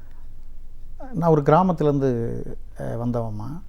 எங்கள் அப்பா வந்து ஒரு தெருக்கூத்து கலைஞர், நாட்டுப்புற கலைஞர். சின்ன வயசுலேருந்தே அவரை பார்த்து வளர்ந்தவன் நான். கிராமங்கள்லாம் தெருக்கூத்துக்கள்லாம் நடக்கும், அங்கெல்லாம் போய் பார்க்குறப்ப என்ன அறியாமல் இந்த நாட்டுப்புற கலைகளில் ஒரு ஆர்வம் ஒன்று வந்து. அதுக்கப்புறம் வேதியியல் படித்தேன், அப்புறம் தமிழ் படித்தேன், எம்ஃபில் படிச்சுட்டு இருக்கும்பொழுது இதில் 2வது அதிகம் எழுத்தறிவு இல்லாத கிராமம் எங்கள் கிராமம். இன்னும் சொல்லப்போனால் நான் தான் முதல்ல கல்லூரிக்கு போனவன். அதில் இந்த கல்வித்துறையில் ஒரு உச்சமான ஒரு தகுதி என்ன, அதை அடையணும் அப்படிங்கிற மாதிரி ஒரு ஆர்வம் ஆரம்பத்துலேருந்தே இருந்தது. அது படிக்கிற காலத்தில் இல்லை, படித்தோம் முடித்தோம், அப்புறம் வேலைக்கு வந்தோம், அப்படி வந்தாச்சு. இப்போது திருமணமாக்கி குழந்தைகள் 2 குழந்தைகள் அதெல்லாம் முடிஞ்ச பிறகும் கூட எப்படியாவது அந்த உச்சநிலை அடையணும் அப்படிங்கிறதுக்காக வேண்டியே நாட்டுப்புறவியல் தஞ்சை பல்கலைக்கழகத்தில் பதிவு பண்ணி இப்போ இதில் எனக்கு சின்ன பிள்ளையிலேருந்தே நாட்டுப்புற பாடல்கள்லாம் கேட்டு வளர்ந்தவங்க. நாட்டுப்புற பாடல்லாம் பாடுவேன் நிறைய. அதனால் பாடல்களை ஆய்வு பண்ணால் என்ன அப்படின்னு தஞ்சை பல்கலைக்கழகத்தில் அணுகும்பொழுது தான் என்னுடைய நெறியாளர் முனைவர் சுந்தரேசன் சொல்லி அவங்க தான் பயன்பாட்டு அடிப்படையில் நாட்டுப்புற வழக்காறுகள் அப்படின்னு ஒரு தலைப்பை கொடுத்து அதை பண்ண சொன்னாங்க. அதில் பாடல்களை அதிகமாக எடுத்து அதில் ஆய்வு பண்ணேன். நிறைய சுவையான சம்பவங்கள்லாம் அதில் நிறைய கிடச்சிது. இப்போ நாட்டுப்புற பாடல்கள்னால் ஆரம்பத்துலேருந்து நம்ம இது அந்த மாமா அடித்தானோ, மல்லிகைப்பூ செண்டாலை, இதை தான் கேள்விப்பட்டிருக்கோம், தாலாட்டு பாடல்கள் அப்படின்னு. சில வித்தியாசமான பாடல்கள்லாம் எனக்கு கிடச்சிது. அதாவது இப்பொழுது இருக்கக்கூடிய சூழல், சமூக சூழலை உலகிற்கு சொல்லக்கூடிய கவிஞர்கள், நாட்டுப்புற கவிஞர்கள் எழுதிய பாடல்கள். அதில் ஒன்று, இப்போ பொதுவாக மாணவர்களுக்கு தாய் பாசம், பெற்றோர்கள் மேலே உள்ள அந்த அக்கறை அதெல்லாம் கொஞ்சம் குறைஞ்சிட்டு வருது. ஆனாலும் பெற்றோர்கள் எப்படியாவது பிள்ளைய படிக்க வைக்கணும், எப்படியாவது பெரிய ஆளாக்கணும்னு நினச்சிட்டு இருக்கிறாங்க இந்த நிமிடம் வரைக்கும். அதில் ஒரு ஏழை தாய் தன்னுடைய மகனை விடுதியில் படிக்க வச்சுட்டு அவனுக்கு ஒரு கடிதம் எழுதுகிற மாதிரி, அது அப்போ வந்த பாடல். இப்போ சூழல் மாறி இருக்கலாம். அதில் ஒரு பாடல் கிடைச்சதுமா, காலேஜ் படிக்க வைக்க கண்ணில் உசுர வச்சுக்கிட்டு கறவை மாடு மேய்க்கி 2 வாய்க்கா வரப்புல, கறவை மாடு மேய்க்கி 2 வாய்க்கா வரப்புல, கருத்தா படிக்கணும் நிறைய மார்க்கு எடுக்கணும், கருத்தா படிக்கணும் நிறைய மார்க்கு எடுக்கணும், கண்டபடி சுத்தாதப்பா உன்னை கலெக்டராக்கி பார்க்கணும். அந்த தாயினுடைய வேதனை. கஷ்டப்படுறேன், நான் மாடு மேய்ச்சிட்டு தான் இருக்கிறேன் வாய்க்கா வரப்பில், ஆனால் என் பிள்ளை நீ கலெக்டர் ஆகணும் அப்படின்னு சொல்லி அந்த பாடல் நிறைய சரணங்கள்லாம் இருக்குது. பரீட்சைக்கு பணம் கட்ட புல்லுக்கட்டை விற்றுப்புட்டு ஒட்டு போட்ட புடவையோடு ஒன்றை பார்க்க நின்னா, அம்மான்னு சொல்லாட்டியும் அப்பாடா என் மகனே வேலைக்காரி வந்திருக்கேன்னு சொல்லிடாத என் மகனேன்னு அதில் பாடியிருப்பா. ஏன்னா இப்போ நாங்கள் பள்ளிகளில் அந்த ப்ராக்ரஸ் ரிப்போர்ட்டு கையெழுத்து போடுறதுக்கு பேரண்ட்டை கூப்பிட்டு வர சொன்னால் வர்ற பிள்ளைங்க பெரும்பாலும் அம்மா அவங்க கிராமப்புறம் இல்லைங்களா, இங்கே எங்கேயோ வேலை செஞ்சுட்டு ஏதோ வயலில் வேலை செஞ்சு கையில் சேரும் சகதியுமாக ஓடி வருவாங்க. 2 மணிக்குள்ளே போய் கையெழுத்து போட்டுருணுமேன்னு அதை கூட்டிகிட்டு வர்றதுக்கு கூச்சப்படுறான் பையன். இவன் என்னமோ தன்னை ஒரு பெரிய விஐபியோட புள்ள மாதிரி ஒரு மாய உலகத்தில் வாழ்ந்துக்கிட்டு இருக்கான். அம்மா அவங்க என்ன எப்படி இருக்காங்களோ, கருது எடுத்துக்கிட்டு இருந்தவங்க, ரோட்டு வேலை செஞ்சுக்கிட்டு இருந்தவங்க, அப்படியே கிளம்பி ஐயோ பிள்ளை சொன்னானேன்னு சொல்லி அங்கே அவங்ககிட்ட பர்மிஷன் வேறு வாங்கிக்கிட்டு, அந்த ஓனர்கிட்ட பர்மிஷன் வாங்கிட்டு நான் போய் கையெழுத்து போட்டு வந்துடுறேங்கன்னு சொல்லி வந்தால் கூச்சப்படுறான். இப்போ இது கொஞ்சம் நெருடலாக இருக்குது. இப்போ இவங்களுக்கான ஒரு பணியையும் அந்த முக்கிய தாயினுடைய முக்கியத்துவம், பெற்றோர்களின் முக்கியத்துவம், மொழியினுடைய முக்கியத்துவம், இதெல்லாம் சொல்லி இந்த சமுதாய அவலங்களை போக்கக்கூடிய ஒரு பொறுப்பு ஆசிரியர்களுக்கு இருக்குமா? கண்டிப்பாக. எப்படிப்பட்ட ஒரு சமூகத்தில் இப்போ நம்ம வாழ்ந்துட்டுருக்கோம் பாருங்கள். இயல்பான ஒரு விஷயத்தை தெளிவாக பேசுகிறதுக்கு கூட இன்னைக்கு மாணவர்கள் இவ்வளோ தயக்கம் காட்டுறாங்கன்ற ஒரு சூழல். இப்போ இந்த கிராமிய பாடல்கள் பற்றி பேசும்போது நீங்கள் பாடி காமிச்சங்க. கிராமங்களில் தான் நம்மளோட இயற்கை வளம், எல்லா உணர்வுகளும், உணர்வுபூர்வமான பல விஷயங்கள் அதில் இருக்குது அப்படின்னு சொல்லுவாங்க. எதுக்குமே பாடல்களில் தான் அவங்க ஒரு சந்தோஷமாகட்டும் துக்கமாகட்டும் எதுவுமே ஒரு பாடல் வடிவத்தில் தான் போய் சேருது அப்படின்னும் போது ஒரு ஆய்வாளராக இந்த மாதிரியான விஷயங்களை எத்தனை வகையான பாடல்களை நீங்கள் பார்த்தீங்க? இதில் பாடல்களில் விளையாட்டு பாடல்கள்னு இருக்குது. விளையாடும்போது இப்போது வாய் சில குழந்தைங்களுக்கு பிறப்பிலேயே பிறந்த கொஞ்ச நாளுக்கு சரியாக பேச்சு வராது. அவனுக்கு பேச்சு பயிற்சி கொடுக்கணும். இப்போ பேசுகிறதே குறைஞ்சி போச்சு, பெற்றோர்கள் பேசுகிறதே குறைஞ்சி போச்சு. நான் எங்கள் ஆசிரியர்களே ஒரு சிலர் எங்கே படிக்கிறான் அவங்க பையன்னு கேட்டால் நான் எல்கேஜிலே கொண்டு போய் ஒரு குறிப்பிட்ட ஊரை சொல்லி அந்த ஊரில் விட்டுட்டேங்கிறேன். இப்போது அந்த பையனுக்கு அப்பான்னா என்ன, அம்மானா என்ன, பாசம்னா என்ன தெரியாத ஒரு சூழல். இப்போ இதை வந்து அவனுக்கு குழந்தையிலேருந்து இப்போ நம்ம தொலைக்காட்சி பார்த்துட்ருக்கோம், இப்போதைக்கு அந்த குழந்தை ஓடி வந்து இந்த ரிமோட்டை பிடுங்கணும், இப்போ தோளில் தொட்டு விளையாடணும். நல்லா காஸ்ட்லி புடவை கட்டிருப்பாங்க அம்மா, அது அவனுக்கு அந்த புடவையினுடைய இது தெரியாது. ஆனால் வந்து மேலே உட்காந்து சாப்பிட்டது அது மேலே தடவும், அதை அவனை தட்டி விடணும். இதுதான் அந்த பாசம், அந்த வளர்ப்பு. இதெல்லாம் இல்லாமல் எல்கேஜிலே கொண்டு போய் எங்கேயோ தள்ளிட்டேன், அவனுடைய நல்லதுக்கு தான் செய்கிறேன்னு அவங்க சொன்னாலும் கூட இப்போ அந்த காலத்தில் இருந்த அந்த வளர்ப்பு முறை இல்லை. இப்போ இதை வந்து அந்த பையனுக்கு பேச்சு பயிற்சி கொடுக்கணும். அந்த பேச்சு பயிற்சியை இயல்பாக பாடல்களில் கொடுத்தாங்க. 1 1 2 தான், 2 3 5 தான், 5 5 10 தான், அவரக்கா பிஞ்சி தான், ஆயா போட்ட வெத்தலை, பாக்கில்லாமல் பத்தலை, புகையில்லாமல் நிற்கலை, புரிஞ்சிக்கிட்டா தப்பில்லை, ஒன்றாங்கல்ல எடுத்து போட்டுக்க, அடிமுத்தம்மா ஒட்டியானம் செஞ்சு போட்டுக்க. இப்போ இந்த பத்தலை ஒன்றாங்கல்ல எடுத்து போட்டுக்க, ரெண்டாங்கல்ல எடுத்து போட்டுக்க, இது வந்து பிள்ளைங்களுக்கு சொல்லி கொடுக்கறது பேச்சு பயிற்சிக்காக சின்ன பிள்ளையிலேருந்து. இப்போ நம்ம இதுக்குன்னு ஒரு தனியாக ஒரு தெரப்பி வச்சுருக்கிறாங்க, அது ஸ்பீச் தெரப்பின்னு கொண்டு போய் அங்கே கொண்டு விடுறோம். அவங்க அம்மா அவங்க சொல்லி கொடுக்குறாங்க. ஏன்னா பெற்றோர்கள் 2 பேருமே வேலைக்கு போகிற இடங்களில் பிள்ளைங்களோட உட்காந்து பேசுகிறதுக்கு நேரம் இல்லை. இப்போ இதை வந்து இப்போ பேச்சு பயிற்சி கொடுக்கறது, அது மாதிரி ஆன்மீகத்தை பாடல்களில் சொல்லி கொடுத்துருந்தாங்க. அப்போது பக்தியெல்லாம் பாடல்கள் மூலமாகவே, பக்தி பாடல்கள் சொல்லி கொடுத்தது. காலையில் எழுந்திரிச்சுன்னா பாடணும். இப்போ கிராம சிறு தெய்வங்கள்னு பேர் அதுக்கெல்லாம். இந்த சிறு தெய்வ வழிபாட்டு பாடல்கள், அங்கே இடி முழங்குதே அப்படின்னு ஐயனாரை பற்றி பாடுது, மாரியம்மனை பற்றி, மாரியம்மன் தாலாட்டுன்னே எழுதியிருந்தாங்க. இப்போ தாலாட்டு பாடல்கள். அப்புறம் ஒரு குழந்தை சடங்காயிடுச்சுன்னா சடங்கு பாடல்கள், அதுக்குன்னு பாடல்கள் இருக்குது. அப்புறம் விளையாட்டு பாடல்கள், விளையாடும்பொழுது ஆபியம் சாபியம்னு சொல்லி பாடக்கூடிய பாடல்கள். இதில் நிறைய பாடல்கள் நம்ம தமிழனுடைய கலாச்சாரத்தையும் பண்பாட்டையும் மக்களுக்கு பாடல்களின் மூலமாகத்தான் இப்போ தெளிவுபடுத்திகிட்டு இருந்தாங்க. ஒரு கட்டத்தில் இப்போ நம்முடைய தொன்மையெல்லாம் பாடல்களை வச்சே தெரிஞ்சுக்கலாம். 5 வயசில் அந்த பையன் எப்படி இருப்பான், அவனுடைய பருவம் என்ன, அவனுடைய பொறுப்பு என்ன, 10 வயசில் அந்த ஒரு பொண்ணினுடைய பொறுப்பு என்ன, 20 வயசில் அதுக்கு என்ன, குழந்தை பெற்ற பிறகு. ஆனால் இப்போது நம்ம 100 ஆண்டுகளுக்கு முன்னால் இருக்கக்கூடிய அந்த பாடல்கள்லாம் கூட எடுத்தால் நம்முடைய கால கண்ணாடியாக அது இருக்குது இன்றைக்கி. ஆனால் இன்னொரு 100 ஆண்டுகள் கழித்து பாடல்களை வச்சு எடுத்து பார்க்கணும்னா நம் தமிழர்களை பற்றி ரொம்ப மட்டமாக நினைக்கக்கூடிய மாதிரி தான் பாடல்கள்லாம் இப்போல்லாம் வருதுமா. நீங்கள் பார்த்துட்டு இருப்பீங்க. ஏன்னா இப்போ நம்ம திரைப்பட பாடல்கள் தான் இப்போது புதிய பாடல்கள், தனி தொகுப்பு பாடல்கள் அப்போ இருந்த மாதிரிலாம் இல்லை. இதெல்லாம் வச்சு கேட்டாங்கன்னா பிற்காலத்தில் ஒரு 100 ஆண்டுகள் கழித்து இப்படி இல்லாமல் வாழ்ந்துருக்கிறாங்க தமிழர்கள்னு கேவலமாக நினைக்கக்கூடிய அளவிற்கு ஒரு சில கவிஞர்கள் எழுதிட்டு இருக்கிறாங்க. இது இப்போ எங்களை மாதிரி நாட்டுப்புற ஆய்வாளர்களுக்கு அது ஒரு பக்கம் கஷ்டமாக தான் இருக்குது. நீங்கள் பார்த்த வரைக்கும் நீங்கள் நேரடியாகவே கிராமங்களுக்கு போய் அவங்கள பார்த்த அனுபவங்கள் இருக்கா? எவ்வளோ தூரம் கிராமத்து மக்கள் வந்து இன்னும் இதை ஓரளவுக்கு காப்பாற்றக்கூடிய ஒரு சூழலில் இருக்காங்க? கோயில் திருவிழாக்களில் போகும்பொழுது அவங்க அந்த கும்மி அடித்து பாடல்கள் பாடுறாங்க, தாலாட்டு பாடல்கள் பாடுறாங்க. திருவிழா சடங்குகள், இந்த சடங்குகள்லாம் இன்னும் அப்படியே இருக்குமா. இப்போ இன்னமும் காது குத்தணும்னா தாய்மாமனுடைய மடியில் உட்கார வச்சு தான் காது குத்துறாங்க. அவன் எவ்வளோ பெரிய ஆளாக இருந்தாலும் எத்தனை நாள் கழித்து வந்தாலும் அதை ஒரு பெரிய முறையாகவே நினைக்கிறான். அதனால தான் முறைமாமன்னே பேர் அவருக்கு. அவர் மடியில் தான் உட்கார வைக்கணும். வேறு சித்தப்பா எவ்வளோ பெரிய கோடீஸ்வரனாக இருந்தாலும் சரி, அப்பாவே எவ்வளோ வசதியாக இருந்தாலும் சரி, இன்னமும் அந்த தாய்மாமன் உறவுங்கிறது தாய்க்கு அடுத்த ஸ்தானத்தில் இருக்கக்கூடிய உறவு. இப்போ அது வந்து இப்போ இருக்கக்கூடிய காலங்களில் அது இல்லை, நகரங்களில் இல்லை, கிராமங்களில் அது இன்னமும் வாழ்ந்துக்கிட்டு இருக்கு. இப்போ அந்த மாதிரி ஒரு தாய்மாமன் உறவுக்கு எந்த அளவிற்கு முக்கியத்துவம் கொடுக்குறாங்கங்கிறத ஒரு தாலாட்டு பாடல் கிடைச்சிது எனக்கு. பிறையை பார்த்து கும்பிட சொல்கிறா குழந்தைய தாய். மாசி மாதம் பிறை வருது, தை மாதம் பிறை வருது. வருட கணக்குப்படி தை தான் முதல்ல வரணும், மாசி அடுத்தது தான் வரணும். ஆனால் ஒரு தாய் தன் குழந்தைக்கு தாலாட்டு பாடும்போது முதல்ல மாசி மாதத்தை பாடுறா. மாசி பீர கும்பிடப்பா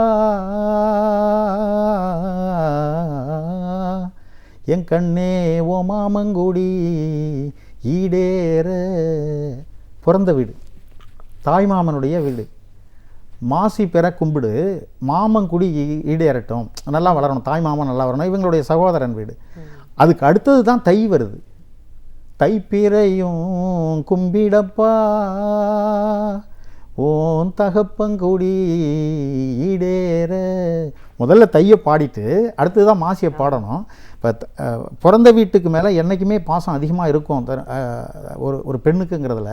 நான் அதில் பார்த்து அவங்கள கூட கேட்டேன், இல்லைங்க ஏன்னா முதல்ல தை தானே பாடணும், அப்புறம் தானே மாசி பாடணும். இல்லைங்க எங்கள் அம்மா அப்படி தான் பாடினாங்க, எங்கள் பாட்டி அப்படி தான் பாடினாங்க, நானும் அப்படி தான் பாடுறேன். இப்போ ஒரு இந்த உறவுகள், உறவு முறைகள், இப்போ சித்தப்பா, பெரியப்பா, மாமன், இந்த உறவுகள்லாம் இப்போ இல்லாமல் போயிருமோன்னு ஒரு கவலையாக இருக்குது. ஏன்னா ஒரே குழந்தை. இப்போ ஒரு பையனாக இருக்கக்கூடியவனுக்கு அத்தை கிடையாது. இப்போ அத்தை கிடையாதுங்கிறதால மாமனும் கிடையாது. அவனுக்கு தம்பி கிடையாது. அப்போ அவன் குழந்தைக்கு சித்தப்பா கிடையாது. இப்போ இந்த உறவு முறைகளெல்லாம் குறைஞ்சிட்டு வருது. உறவுகளால் வளர்ந்தது தான் தமிழ் பண்பாடு. இப்போ இதெல்லாம் இல்லாமல் போயிருக்கு. ஆனால் கிராமங்களில் இன்னமும் அதெல்லாம் வாழ்ந்துட்டுருக்கு. அந்த முறை, அந்த அவங்கவுங்களுக்கு கொடுக்கக்கூடிய அந்த மரியாதை, அந்த சடங்குகள், சம்பிரதாயங்கள் எல்லாம் இன்னமும் கிராமங்களில் இருந்துகிட்டு இருக்குமா. அதை நான் ஆய்வுகளில் கண்டுபிடிச்சேன். கண்டிப்பாக சார். உங்களுடைய இலக்கிய பார்வை அப்படின்னும் போது இப்போ நீங்கள் சமீபத்தில் வெளியிட்டிருக்கிற தொகுப்பு, கவிதை தொகுப்பு, இந்த மாதிரி இலக்கியம் அப்படின்னு வரும்போது கவிதை நீங்கள் எப்படி தேர்ந்தெடுத்தீங்க? எப்படி ஒரு தொகுப்பு வெளியிட்டதற்கு நோக்கம் என்ன? நான் இயல்பாக கவிதையை விமர்சனம் பண்ணிகிட்டு இருப்பேன், கவிதையை உள்வாங்கிட்டு இருப்பேன். கண்ணதாசனுடைய கவிதைகள், வைரமுத்துவினுடைய கவிதைகள், இப்போ வரக்கூடிய நா. முத்துக்குமார், பா. விஜய் இவர்களுடைய கவிதைகள், இதெல்லாம் நிறைய படிச்சிட்டு இருக்கேன்.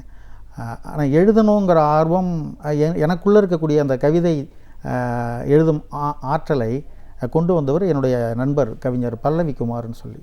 இப்போ இந்த ஆண்டுக்கான தமிழக அரசு நல்லாசிரியர் விருது வாங்கினாங்க. அவர் 22 நூலுக்கு மேலே எழுதியிருக்கார்.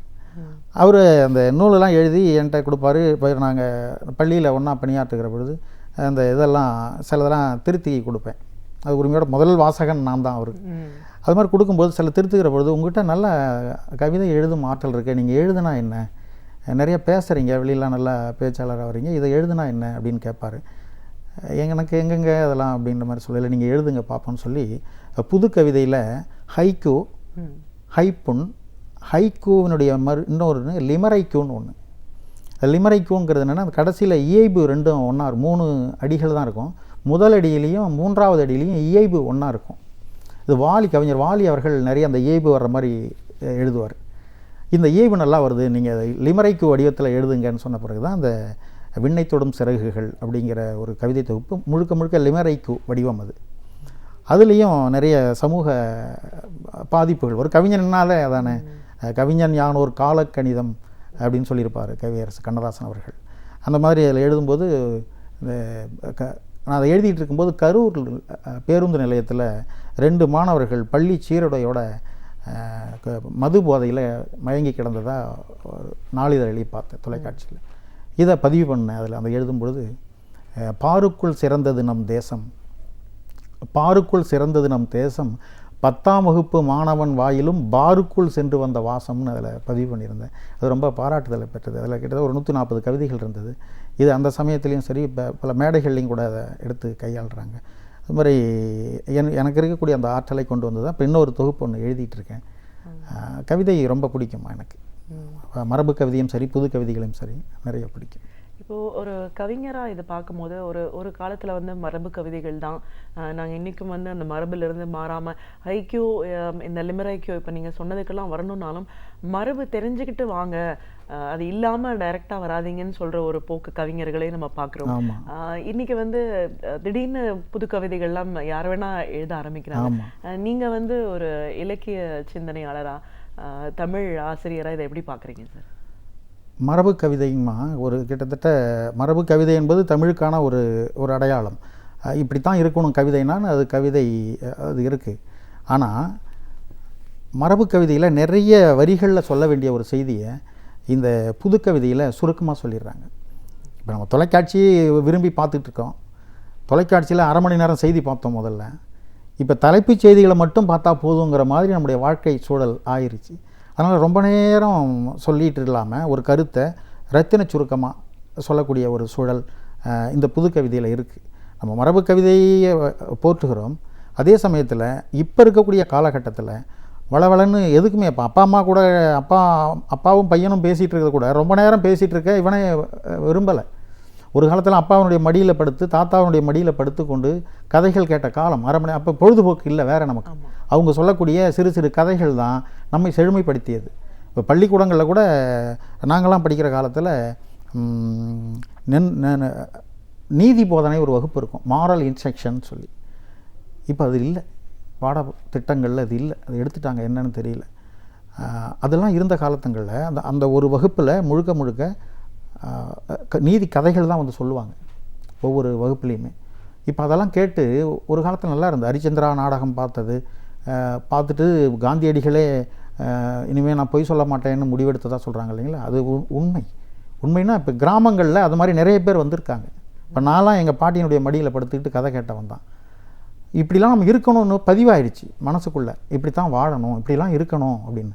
இப்போ இன்றைக்கி பேச தயாராக இல்லை பிள்ளைங்க. நவீன யுகம் வளர்ந்துருச்சுன்னு சொல்கிறோமே தவிர உறவுகள் அடுத்தவங்க சொல்கிறத கேட்க முடியாத ஒரு சூழல், இந்த மாதிரி இருக்கக்கூடிய சூழலில் இப்போ இந்த சுருக்கமாக சொல்கிறத அவன் விரும்புகிறான். 10 வரிகளில் சொல்கிறத இந்த ஹைக்கூலேயோ புது கவிதையிலையோ ரொம்ப சுருக்கமாக சொல்லிடுறோம்.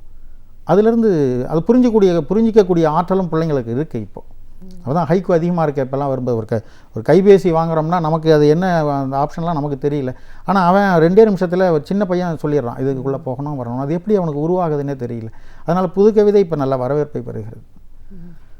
இப்போ ஒரு ஆசிரியராக இருக்கீங்க, நம்ம ஆரம்பத்தில் பேசும்போதே சொல்லியிருக்கோம் மொழி ஆசிரியருக்கு வந்து சமூகத்தை பற்றின ஒரு அக்கறையும் இருக்குது. அப்படிங்கும்போது இன்னைக்கு நிறைய விஞ்ஞான வளர்ச்சி, நவீன உலகம் அப்படின்னாலும் நிறைய சமூக சீர்கேடுகள் நம்ம பார்க்குறோம். இளம் வயதிலேயே பல பழக்க வழக்கங்களுக்கு அடிமையாகிற மாணவர்கள், இளைய சமுதாயத்தினர் நம்ம பார்க்குறோம். தனி மனித ஒழுக்கம் அப்படிங்கிறது எந்த அளவுக்கு அவசியம் அப்படிங்கிறத வலியுறுத்தி நம்ம சொல்ல வேண்டிய அவசியம் இருக்குது. ஆமாம்மா, வகுப்புகளில் நான் மதிப்பெண் இதுதான் முக்கியம் அப்படின்னே சொல்லி மனித நேயத்தை சொல்லிக் கொடுக்க மறந்துட்டோம் நம்ம பிள்ளைங்களுக்கு. இப்போ என்னுடைய வகுப்பறைகளில் விவேகானந்தர் சொல்லியிருப்பார், education is the manifestation of perfection already in man அப்படின்னு சொல்லியிருப்பார். ஒரு கல்வி என்பது ஒரு மனிதனிடம் இருக்கக்கூடிய பூரணத்துவத்தை, முழுமையை வெளிக்கொண்டு வருவதாக இருக்க வேண்டுமே தவிர ஏதோ ஒரு புத்தக புழுவாக இருந்துட்டு முதலில் நிலவில் கால் வைத்த மனிதன் நீல் ஆம்ஸ்ட்ராங் இதை மட்டும் சொல்லி கொடுத்துட்டு மனப்பாடம் பண்ணிவிட்டு அப்படியே போய் எழுதுறதால அவனுடைய வாழ்க்கையில் எதுவுமே வராது. இப்போ இதை வந்து தனி மனித ஒழுக்கத்தை வகுப்பறையிலிருந்தே அவன்கிட்ட சொல்லணும்.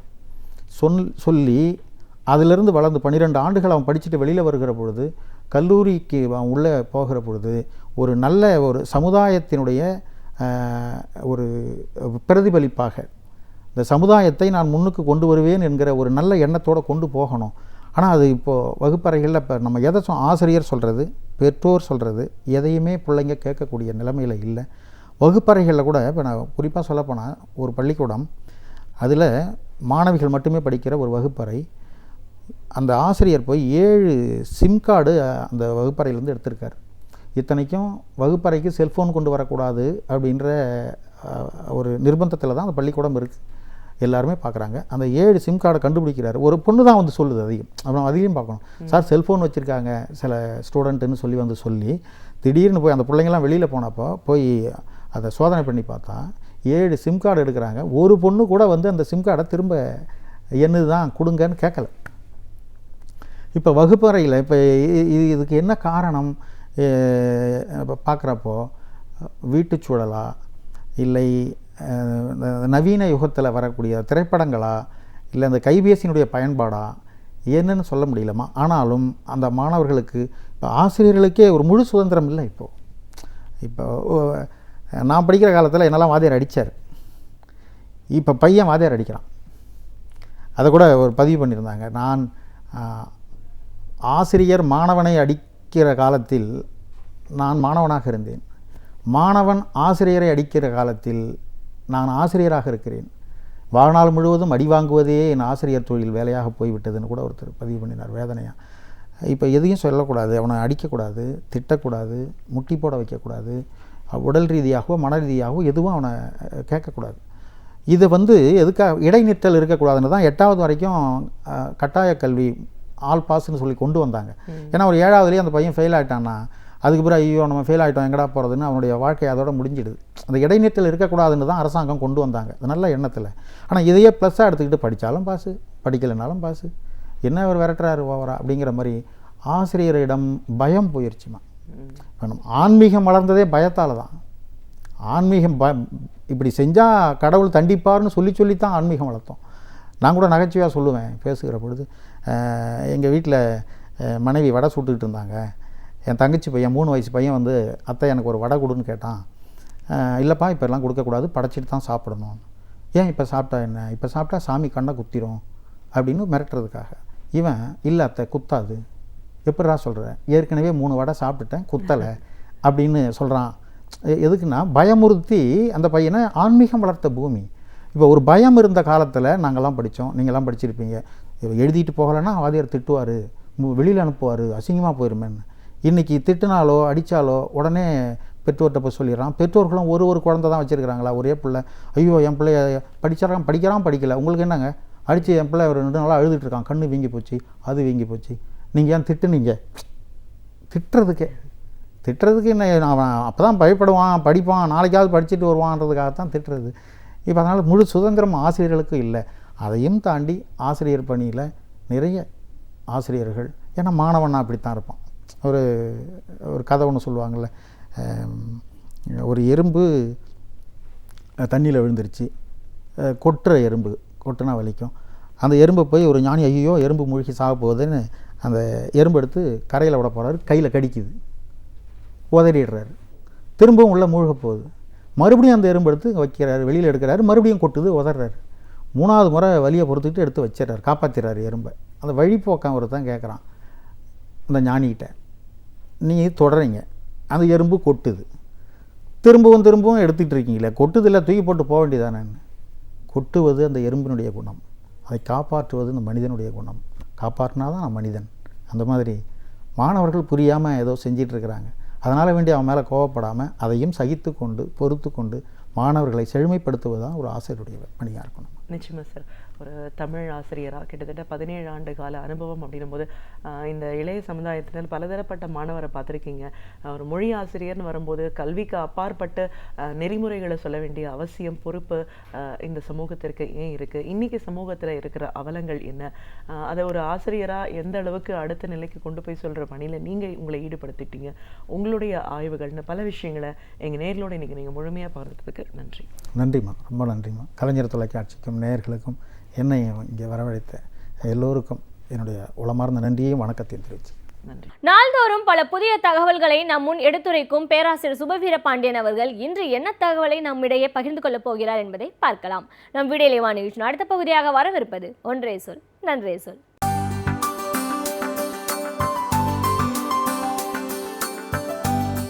அனைவருக்கும் என் அன்பு வணக்கம். மகளிர் தினம் உண்மை வரலாறு என்று ஒரு நூல் அண்மையில் வெளிவந்திருக்கிறது.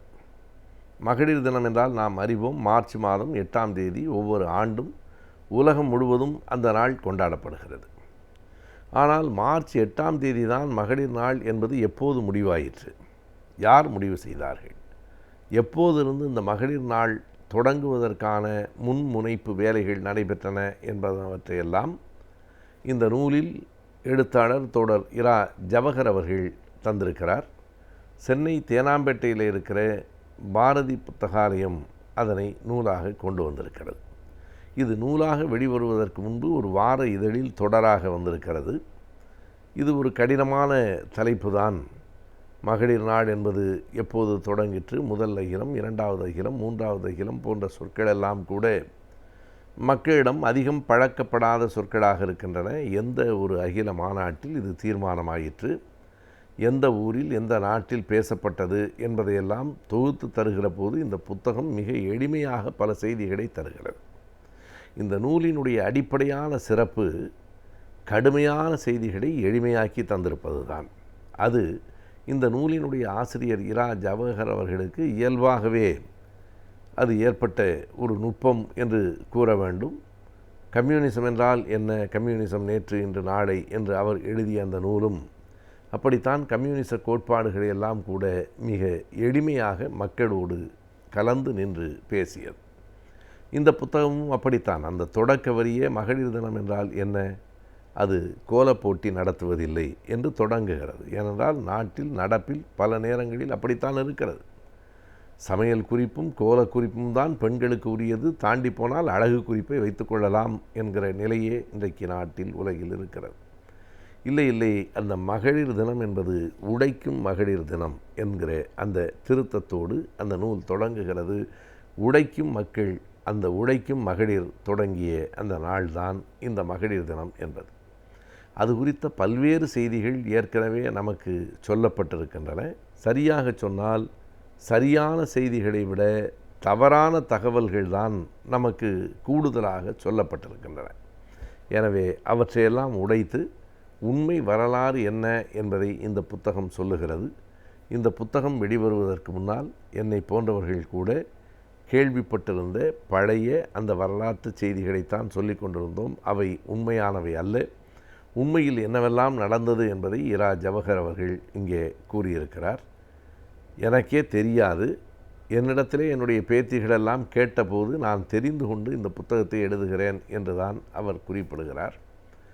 அப்படி மகளிர் தினம் என்பது எங்கே தொடங்கிற்று, எந்த மாநாட்டில் மார்ச் 8ஆம் தேதி இனிமேல் ஒவ்வொரு ஆண்டும் அந்த மகளிர் தினத்தை நினைவு கூறுவது என்பது எப்போது முடிவாயிற்று என்கிற தகவல்களையெல்லாம் அந்த புத்தகம் கூறுகிறது.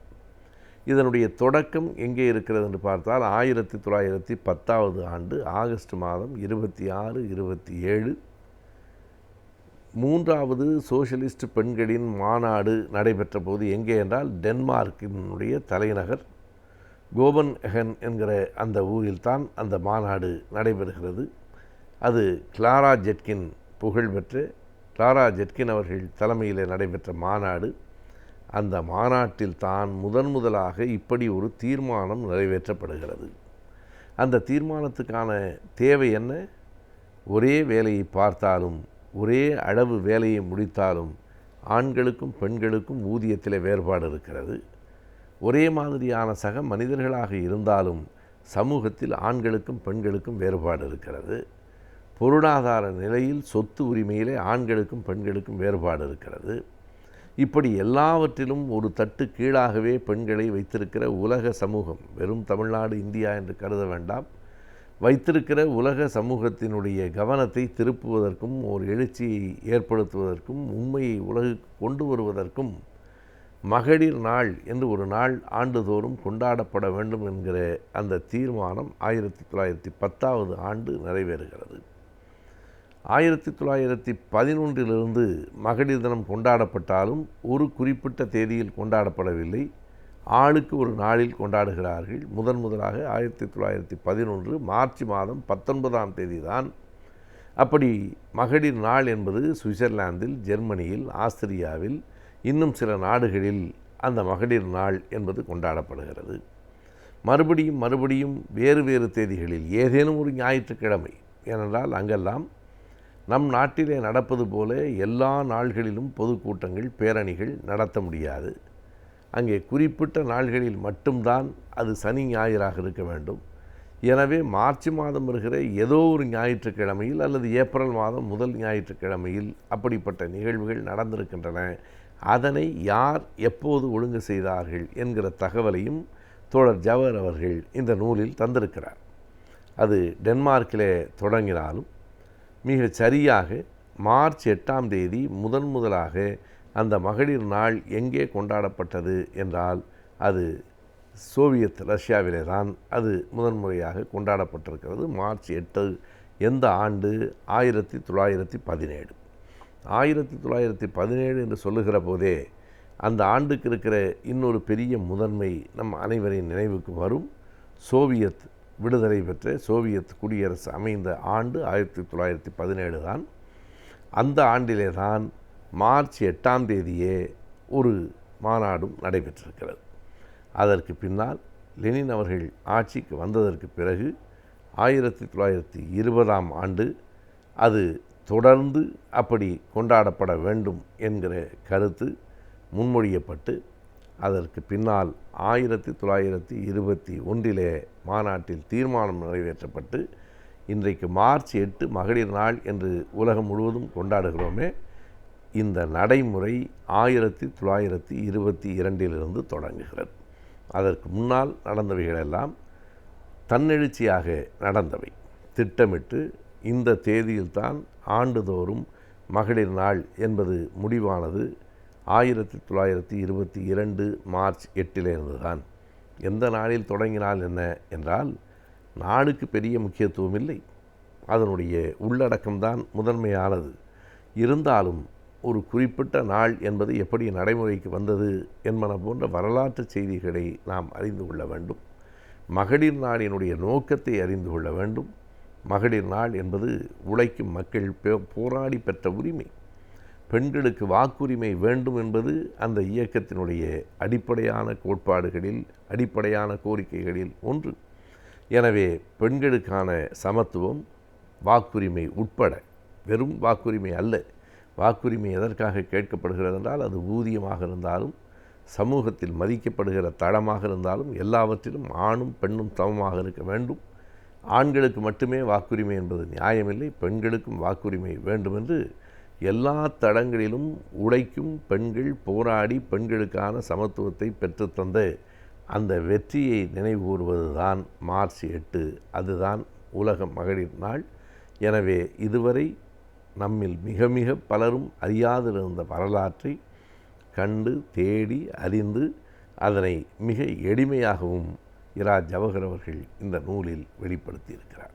வணிகத்தில் முதலீடு செய்து எவ்வாறு நாம் லாபம் ஈட்டலாம் என்பதை பற்றி இன்றைய சேமிப்பும் முதலீடும் பகுதியில் பார்க்கலாம். நம் விடியலை வாணிகிருஷ்ணன் அடுத்த பகுதியாக வரவிருப்பது ஆலோசனை நேரம்.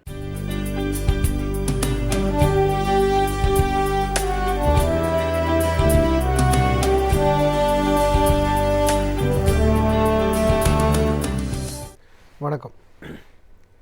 இதுக்கு முன்னாடி வந்திருந்த வாரங்களில் இந்த நிகழ்ச்சியின் வாயிலாக எப்படி ஒரு தொழில் தொடங்கிறதுக்கு என்னென்ன தேவைகள், அதுக்குண்டான இன்வெஸ்ட்மெண்ட்ஸ் எப்படி பண்ணணும், இன்வெஸ்ட்மெண்ட்டை எப்படி வாங்கலாம், இந்த தொழில் தொடங்கிறதுக்கு என்ன மாதிரி லைசன்ஸ் வாங்கணும், என்ன கவர்மெண்ட் சப்போர்ட் இருக்குது, என்ன மாதிரி மார்க்கெட்டிங் பண்ணலாம், பிரச்சனைகள் என்ன எப்படி பண்ண முடியும், எப்படி இன்வெஸ்ட் பண்ணலாம், எப்படி இன்சூரன்ஸ் பண்ணணும், எப்படி சேவிங்ஸ் பண்ணணும் அப்படிங்கிற பல விஷயங்களை ஒரு பல மாதங்களாக நம்ம கவர் பண்ணிக்கிட்டே வரோம். அதோட தொடர்ச்சியாக இந்த போன வாரங்கள்லேருந்து எப்படி சொல்லியிருக்கோம்னா, கவர்மெண்ட் ஆஃப் தமிழ்நாடு, நம்ம தமிழ்நாடு கவர்மெண்ட்டில் இந்த நம்ம தொழில் தொடங்கிறதுக்கு என்ன மாதிரியான சப்போர்ட்ஸ் இருக்குது, என்ன மாதிரியான ஸ்கீம்ஸ் இருக்குங்கிறத சொல்கிறது தான் மெயினாக அதில் வந்திருக்கும். இது மெயினாக நிறைய பேருக்கு இந்த மாதிரியான ஒரு government of Tamil Nadu, government of இந்தியானே சொல்லலாம். இது ஜென்ரலாக ஒரு ஸ்டேட்லேயுமே தொழிலை தொடங்கிறதுக்கு, தொழிலை சப்போர்ட் பண்ணுறதுக்காக, ஆதரிக்கிறதுக்காக, இல்லை மேலே டெவலப் பண்ணுறதுக்காக அந்தந்த ஸ்டேட்லேருந்து பண்ணக்கூடிய ஒரு முயற்சி இது. ஸோ இப்போ ஏற்கனவே நம்ம சொல்லியிருந்தோம், ஃபஸ்ட்டு டிக்கை பற்றி பேசியிருந்தோம், அடுத்தது டிட்கோவை பற்றி பேசியிருந்தோம், Tamil Nadu industrial development corporation, first Tamil Nadu industrial investment corporation பேசியிருந்தோம்.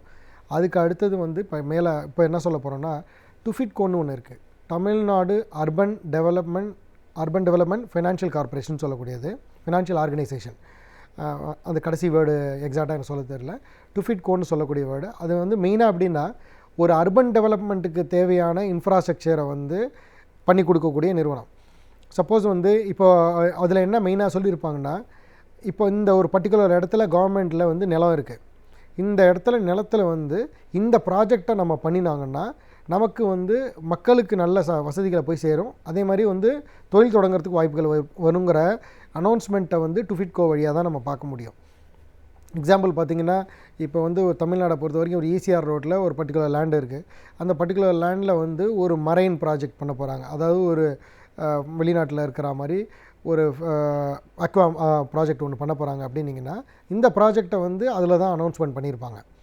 ஏன் அதில் அனௌன்ஸ்மெண்ட் பண்ணியிருப்பாங்கன்னா, ஃபஸ்ட்டு ஒரு மேனேஜ்மெண்ட் ஸ்டடி பண்ணி இந்த ப்ராஜெக்டை பண்ணினா, இந்த இடத்துல பண்ணினா யார் பண்ணுவாங்க, இந்த ப்ராஜெக்டை பண்ணுறதுக்கு யார் பணம் போடுவாங்க, இந்த ப்ராஜெக்டை யார் இன்வெஸ்ட் பண்ணி யார் கட்டடம் கட்டுவாங்க, ப்ளஸ் டெக்னாலஜி யார் கொண்டு வருவாங்க, இதோட வருமானம் எப்படி வரும், கவர்மெண்ட்டுக்கு இதனால் என்ன பெனிஃபிட்டு, இதனால் பப்ளிக்கு என்ன பெனிஃபிட்டுங்கிற டீட்டெயில் ஸ்டடி பண்ணி கொடுக்கக்கூடியது தான் இந்த ஆராய்ச்சிகளை டுஃபிட்கோ வழியாக தான் பண்ணுவாங்க. இதோட டீட்டெயில் இது மெயினாக இதில் டுஃபிட்கோவில் அதிகமாக நம்ம சொல்கிறதுக்கு ஒன்றும் இல்லை. இதில் தொழில் தொடங்குறத விட தொழிலுக்கு உண்டான விஷயங்களை நமக்கு ஒரு சப்போஸ் ஒரு இண்டஸ்ட்ரி ஒன்று ஆரம்பிக்கிறோம், ஒரு இண்டஸ்ட்ரி ஒன்று நடத்திக்கிட்டு இருக்கோம், இந்த இண்டஸ்ட்ரிக்கு சம்மந்தப்பட்ட டெண்டர்ஸ் எதுவும் அதில் இருக்கா அப்படிங்கிறத நம்ம தெரிஞ்சு வச்சுக்கிட்டோம்னா நமக்கு அது வழியாக சப்போர்ட் இல்லை, அதை சார்ந்த சப்போர்ட்டுகளை நம்ம எடுத்துக்க முடியும். ஜென்ரலாக வந்துங்க ஒரு தொழிலை டெவலப் பண்ணுறதுக்கு நீங்கள் என்ன பண்ணணும்னா, வெறும் வந்து காலையிலேருந்து ஈவினிங் வரைக்கும் அதே விஷயத்தை அப்படியே ரிப்பீட்டாக பண்ணிகிட்டு இருக்காமல் உங்கள் தொழில் சம்மந்தப்பட்ட ரிசர்ச் கொஞ்சம் பண்ணுங்கள். ரிசர்ச் அப்படின்னீங்கன்னா, இப்போ சப்போஸ் வந்து ஒரு ஃபிஷிங் நெட்டு, மீன் வலை தயாரிக்கக்கூடிய கம்பெனி வந்து ஒரு நிறுவனத்தை வச்சுருக்கீங்க அப்படின்னிங்கன்னா, வெறும் வந்து நமக்கு உண்டான வலையை ரா மெட்டீரியல் வாங்கி அது வலையை ரெடி பண்ணி கொடுத்துட்டு ரெகுலராக சப்ளை பண்ணுறதுக்கு பதிலாக இதை சம்மந்தப்பட்ட கொஞ்சம் விஷயங்களை தெரிஞ்சுக்கணும். எப்படி தெரிஞ்சுக்கணும் அப்படின்னு பார்த்தீங்கன்னா, இப்போ இன்றைக்கி வந்து இன்டர்நெட்டில் போட்டிங்கன்னா கூகுள் நிறைய விஷயங்கள் இருக்குது. அது வழியாக வந்து இதை எங்கெங்கெல்லாம் யூஸ் பண்ணுறாங்க, இந்த யூஸ் பண்ணக்கூடிய நிறுவனங்கள் இது வெறும் வந்து மீனவர்கள் மட்டும்தான் வாங்கிக்கிறாங்களா, இல்லை வேறு வந்து இண்டஸ்ட்ரியல் இடத்துல வந்து ஒரு பில்டிங் கட்டுறதுக்கு முன்னாடி வெளியிலேருந்து ஜல்லியோ இல்லை கல்லோ வந்து கொட்டாமல் இருக்கிறதுக்கு வலையாக யூஸ் பண்ணலாமா, இல்லை ஒரு சில இடங்களில் வந்து அதிகப்படியான வந்து மூமெண்ட்ஸ் இருக்கிற இடத்துல இந்த நெட்டை வச்சு நம்ம ப்ரொடெக்ஷன் பண்ண முடியுமா, அதேமாதிரி வந்து ஹை ரைசிங் பெரிய கட்டடத்துக்கு கீழே இந்த நெட்டை யூஸ் பண்ணி அங்கேருந்து மேலேருந்து வளரக்கூடிய ஸ்டோனை வந்து நம்ம ப்ரொடெக்ட் பண்ண முடியுமா, இந்த மாதிரி அதே மாதிரி வந்து கால்ஃப் விளையாடக்கூடிய இடத்துல இந்த நெட்டை யூஸ் பண்ணலாமா, எந்தெந்த இடத்துலலாம் நம்ம யூஸ் பண்ண முடியுங்கிறத ஒரு ரிசர்ச் நம்ம ஒன்று பண்ணணும். நான் எக்ஸாம்பிள் எதுக்கு இந்த மீன் வேலையை சொன்னேன்னா, அதை பற்றின வந்து விஷயங்களை நம்ம வந்து நிறைய ரிசர்ச் பண்ண தான், ஒரு விஷயத்தை நிறைய ரிசர்ச் பண்ண தான் நமக்கு வந்து அதை பற்றின விஷயங்கள் கிடைக்கும். எக்ஸாம்பிள் இப்போ நான் சொன்னேன், வெறும் ஜென்ரலாக பார்த்திங்கன்னா இந்த மீன் வேலைகள் வந்து ஒருத்தர் தயாரிப்பார், அவரை வந்து ரெகுலராக அவர்கிட்ட ஒருத்தர் ஆர்டர் வாங்கிட்டு இருப்பாங்க. இதை வந்து ஒரு பர்டிகுலராக ஒரு ஃபிஷிங் கம்பெனிக்கு விற்றுக்கிட்டே இருப்பார். இவ்வளோ தான் பண்ணிக்கிட்டு இருப்பாங்க. ஒரு சில பேர் ரிசர்ச் பண்ணிக்கிட்டு இருப்பாங்க. நான் அதை பற்றி பேசலை. நான் வந்து ஏற்கனவே பண்ணிக்கிட்டு இருக்கவங்களை வந்து நீங்கள் இந்த மாதிரி பண்ணலைங்கிற குறைய சொல்லலை. இதை மாதிரி பண்ணினா இன்னும் கொஞ்சம் இம்ப்ரூவ் ஆகுங்கிறது தான் நான் சொல்ல வரேன் இந்த விஷயத்துலேருந்து. அதில் என்ன சொல்ல வரேன்னா, இந்த மாதிரி ரிசர்ச் பண்ணும்போது, அதாவது ஒரு பிஸ்னஸை எடுத்துட்டோன்னா அப்ஸ்ட்ரீம்னு விடுவோம், டவுன் ஸ்ட்ரீம்னு சொல்லக்கூடிய விஷயங்கள் இருக்குது. இந்த மீன் வலையை வந்து தயாரி பண்ணும்போது இதுக்கு மேல்பட்ட விஷயங்கள் என்னென்ன இருக்குது, கீழே என்னென்ன விஷயங்கள் இருக்குது. கீழே என்னென்ன விஷயங்கள் இருக்குன்னா, நம்ம ரா மெட்டீரியல் வாங்குகிறோம். இந்த ரா மெட்டீரியல் எங்கேருந்துலாம் நம்ம வாங்குகிறோம். இப்போ ரிசர்ச் பண்ணும்போது பார்த்திங்கன்னா, டவுன் ஸ்ட்ரீமில் பார்த்திங்கன்னா ரா மெட்டீரியல் அந்த மீன் வலை நைலான் வாங்குகிறோம்.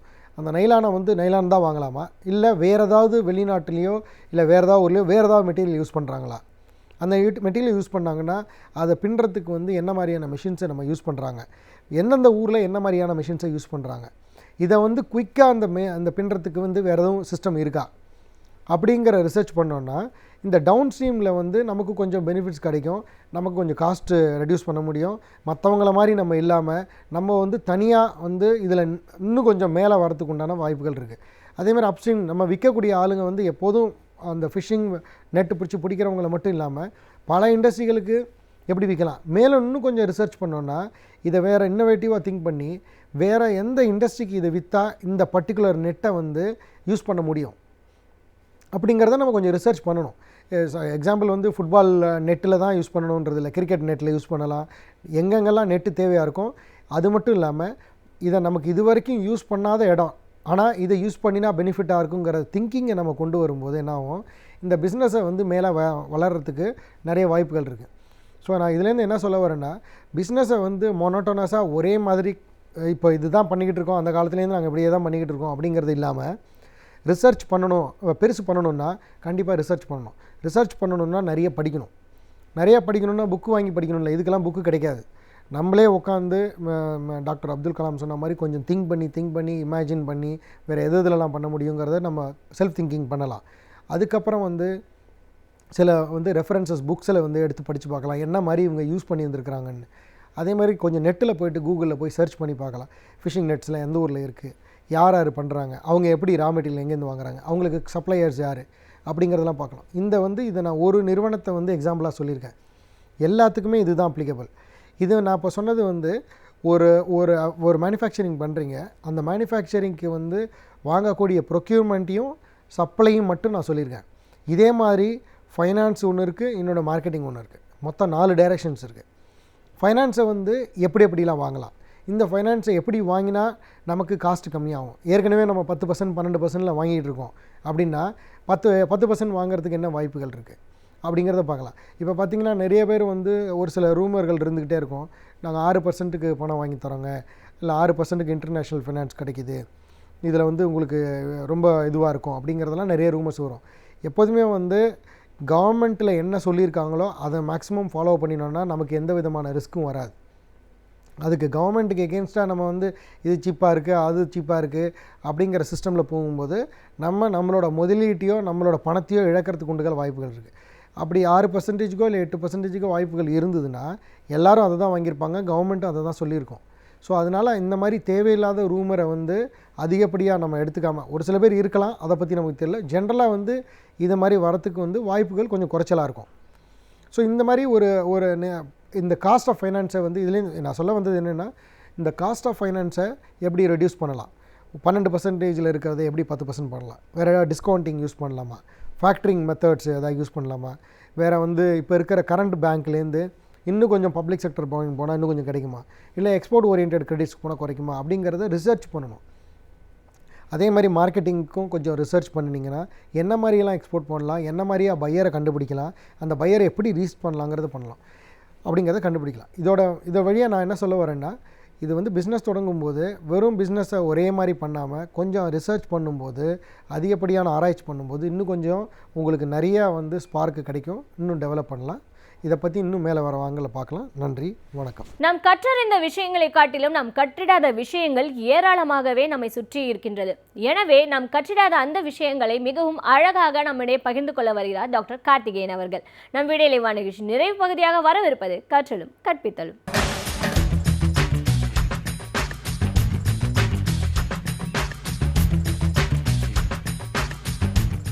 வணக்கம். இளமையுடன் இருப்பது எப்படி, இதை தான் பேசிகிட்டு இருக்கோம்.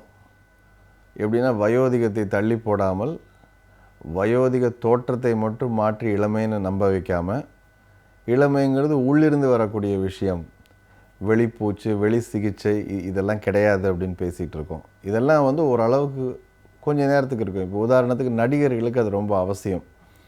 ஏன்னா அவர்கள் வந்து இதுக்கிட்ட கேமரா முன்னாடி லைட்டு முன்னாடி நிற்கிறப்போ நல்லா பளபளப்பாக தெரியறதுக்கு, இது கலர் கரெக்ஷனுக்கு முன்னாடியே செய்யக்கூடிய விஷயங்கள். அவருடைய சதை இப்படி தான் இருக்கணும், இந்த மாதிரி நிறம் இருக்கணும், இந்த மாதிரி முடி இருக்கணும், இந்த மாதிரி சட்டை போடணுங்கிறது அவர்களுடைய என்ன தொழில் அவசியம். அதற்கான மூலதனத்தை அவர்கள் செய்வதற்கு நியாயமும் இருக்குது. ஆனால் நம்மள பல பேர் என்ன நினச்சிட்ருக்கோன்னா, அதே மாதிரி நம்ம வந்து எல்லா நேரமும் வச்சுக்க முடியும் அப்படின்னு சொல்லிட்டு. வேர்வையே படக்கூடாதுன்னா தோல் நல்லாவே இருக்க முடியாது. ஸோ என்ன பண்ணுவோம், வேர்வை படாமல் இருந்தால் தோல் நல்லா இருக்கிறதா நினச்சிக்கிட்டு நம்ம என்ன ஏசிலேயே உட்காந்துட்ருக்கோம். விதவிதமான களிம்புகளை பூசிக்கிட்டே இருக்கோம். விதவிதமான விஷயங்களை மேலே நம்ம என்ன பண்ணோம், தொடர்ந்து நம்மளை நல்லா வந்து காமிச்சிக்கிறதுக்கான வேலைகளை தொடர்ந்து செய்கிறோம். இதற்கான சந்தைகளும் இருக்குது. முன்ன 200 ரூபாய்க்கு விற்றுட்டு இருந்த சட்டை இன்றைக்கி 2000 ரூபாயிலேருந்து 4000 ரூபாய்க்கு விற்க ஆரம்பிச்சதுக்கு காரணம், நம்ம எல்லாமே நம்மளை நல்லா வந்து வெளியில் வந்து இதுவை காமிச்சிக்கணும் அப்படிங்கிறதுனால தான். எல்லாமே ஒரு சின்ன விஷயம், அதாவது உங்களுக்கு வந்து என்ன ஒரு அதாவது டை போடுறது கருமைக்காக போடுற விஷயமா இருக்கலாம், க்ரீமாக இருக்கலாம், ட்ரீட்மெண்ட்டாக இருக்கலாம். இன்றைக்கி எல்லா இடத்துலையும் சலூன்ஸ் நிறையா வந்திருக்கு. அடிப்படையாக எல்லாம் என்னென்னா வெளியிலிருந்து வரக்கூடிய தீர்வுகள். இப்போ நான் சொல்லக்கூடிய விஷயங்கள்லாம் உள்ளிருந்து வரக்கூடிய தீர்வுகள் என்னென்ன, மனம் பதட்டம் அடையாமல் இருக்கும் பொழுதே இளமை தன்னால் வருது. ஒன்றும் வேண்டாம், ஒரு 65 வயது ஒரு பெண்மணி இருக்காங்க, வீட்டில் அப்படியே கொஞ்சம் அப்படியே அவங்க பாட்டுக்கு இருக்காங்க. திடீர்னு அவங்களுடைய பள்ளி தோழி இன்னொரு ஊர்லேருந்து வந்திருக்காங்க அவங்களோட குடும்பத்தோடு. இவங்க அவங்கள பார்த்த உடனேயும் என்ன பார்க்கலான்னா, இவங்களோட முகத்தில் இளமையை பார்க்கலாம். ஏன்னா என்ன இவங்க பார்க்குறாங்கன்னா, அவங்கக்கிட்ட இந்த பள்ளி தோழிக்கிட்டேருந்து பள்ளி நாட்கள் அவங்களோட மனசில் அப்படியே வந்துடுது. இப்போ பார்க்குற அந்த அது பிம்பம்லாம் இல்லை. அதை மீறி நானும் நீயும் ஒரு காலத்தில் எப்படி வாழ்ந்தோம் அப்படிங்கிறது ஞாபகத்துக்கு வருது. அவங்க நடை, உடை, பாவனை, சந்தோஷம், குதூகலம் உடனடியாக வருது. இது மனம் சார்ந்த விஷயம். இன்றைக்கி ரீயூனியன் அடிக்கடி எல்லோரும் பண்ணுறதுக்கு காரணம் என்னென்னா, இளமையை தேடி போகக்கூடிய ஒரு முயற்சி தான் அது. அப்போல்லாம் நம்ம அப்படி இருந்தோம் இல்லை, எப்படி இருந்ததில்ல, அந்த காலமாக இப்போ இருக்கா அப்படின்னு பேசிக்கிறப்போ 2 விஷயங்கள் நடக்குது. ஒன்று என்னன்னு கேட்டிங்கன்னா, இப்போ இருந்து நம்ம அப்படி தப்பிச்சு போகிறோம். இன்னொன்று, அங்கே போய் அப்படியே நம்ம வாழ்ந்துடும் எப்போ வேணாலும். அதுவும் கரெக்டாக வேணுங்கிறத செலக்டிவாக. அந்த காலத்துலேயும் வேண்டாத விஷயங்கள் நிறைய நடந்திருக்கும். அப்போவும் சோகங்கள் இருந்திருக்கும், வரிகள் இருந்திருக்கும். ஆனால் மனம் வந்து ஒரு இடத்துல போய் உட்காந்து லாக் ஆகி கொஞ்சம் சந்தோஷப்பட்டுட்டு திரும்பி வர்றதுக்கு இந்த மாதிரி ரீயூனியன் தேவைப்படுது. அப்போது இதில் எது வந்து முக்கியமான விஷயம், மனதின் பங்கு முக்கியமான விஷயம். இளமையாக உணரக்கூடியவர்கள். இன்றைக்கி நீங்கள் வந்து பார்த்தீங்கன்னா நிறைய பேர் கல்யாணத்துக்கு அப்புறம் இது அவங்களுக்கு இதுவே காதல் இல்லாமல் போயிடுது, எனக்கு ரொமான்ஸ் இல்லாமல் போயிடுது. ஏன்னா கிட்டத்தட்ட அவங்களுக்கு வந்து இனிமேல் வாழ்க்கை இவ்வளவு தான், நம்முடைய பங்கு இவ்வளவு தான் அப்படின்னு அவங்களாக முடிவு கட்டினதுக்கப்புறமா அது குறைய ஆரம்பிக்குது. இப்போது இதற்கான ஒரு சான்ஸ் அவங்களுக்கு உள்ளுக்குள்ளே வடிகால் வரும்பொழுது, உதாரணத்துக்கு நடிக்கும் பொழுது, ஏதாவது ஒன்று செய்யும் பொழுது என்னென்னா திரும்ப அந்த பகுதி ஆக்டிவேட் ஆகுது. அப்போ இளமைக்காக சில பகுதிகள் இருக்குது. நீங்கள் வந்து நிறைய பேர் பார்க்கலாம், குறிப்பாக ஆண்கள் அதிகமாக சொல்ல முடியும். அவங்க வந்து குடிக்கிறப்போ ரொம்ப சந்தோஷமாக இருப்பாங்க. ஏன்னா பழைய ஜோக்கெல்லாம் சொல்லிட்டு ரொம்ப மொக்க போடுறதும்பாங்கல்ல, இயல்பாக இருக்க முடியுது. தான் இயல்பாக இருப்பதற்கு ஒரு இடம் இருக்குது.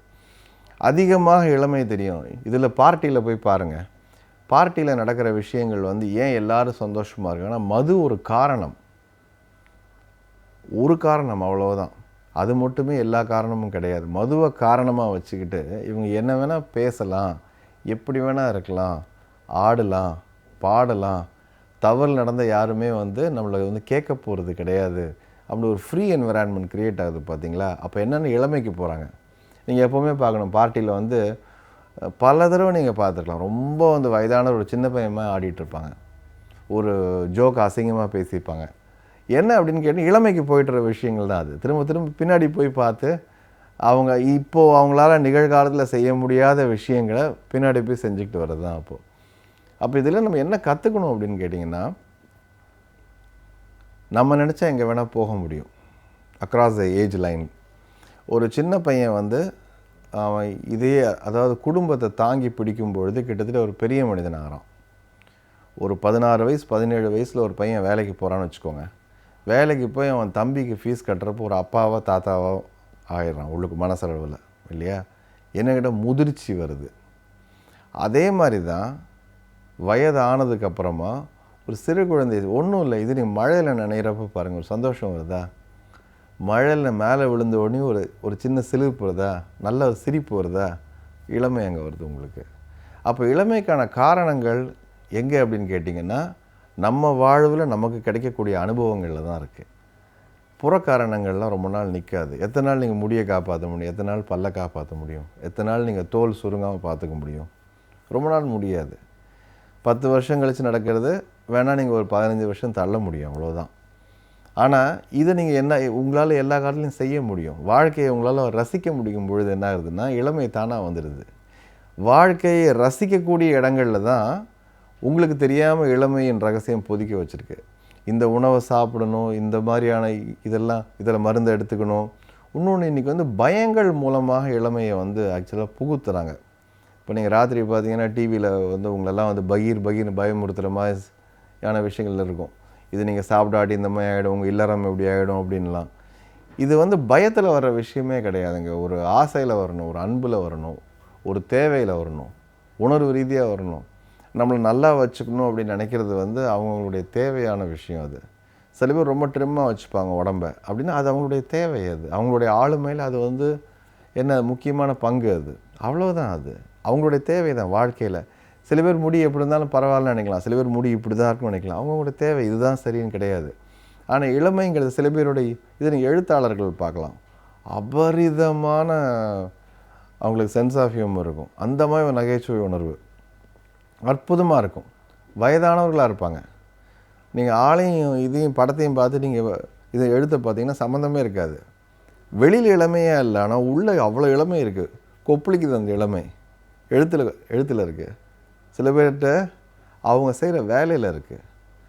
ஒன்றும் இல்லை, நான் இதுவாக சொல்லணுன்னா, இப்போது இசைஞானி இளையராஜா இருக்கார் அப்படின்னா அவரை நீங்கள் பார்க்குறதுக்கு துறவியாட்டு இருக்கார், பார்க்குறதுக்கு வயதானவராக இருக்கார். ஆனால் அவர் போடுற டியூன் இளமையாக இருக்குது. அப்போ இளமை எங்கே இருக்குது? இளமை உள்ளே தான் இருக்குது. இளமை உள்ளே இருக்குது, உள்ளுக்குள்ளே பதுக்கி வச்சுருக்காரு. அவர் வேணுங்கிற இடத்துல எடுத்து கொடுக்குறாரு.